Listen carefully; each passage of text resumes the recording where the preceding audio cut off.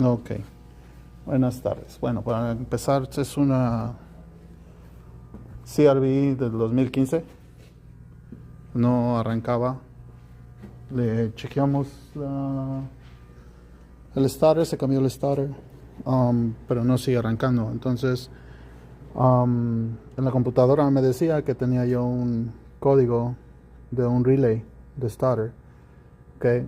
Para su información, en el fender del lado del conductor hay una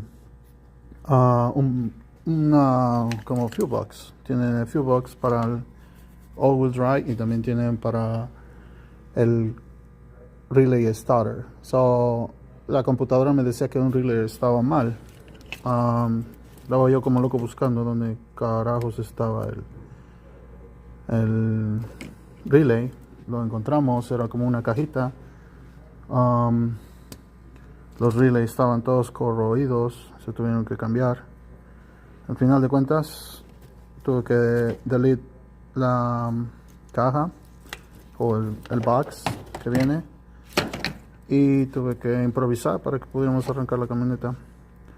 Como pueden ver, se le pusieron los cables como deberían de ponerse en los relays y la camioneta arrancada lo más bien.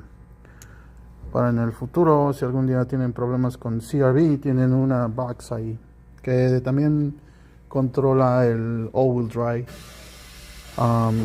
Parece que este es el de all-wheel drive and este es para es relacionado con el starter, y el otro parece que también, porque si no conectas uno, el otro no trabaja. Por si algún día llegan a encontrarse con algún problema de una CRV o Honda Accord o algún otro tipo de Honda de este tipo, recuerden que hay una cajita aquí que va conectada acá, pero que se tiene que improvisar a veces. Esta camioneta ya tiene 300,000 millas, al dueño le preguntamos que si se podía hacer lo que se hizo ahorita y parece que funciona todo, prende el carro.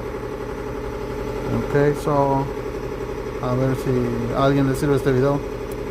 Me estuve matando todo el día y el día de ayer también tratando de arreglar este carro, pero ya arranca.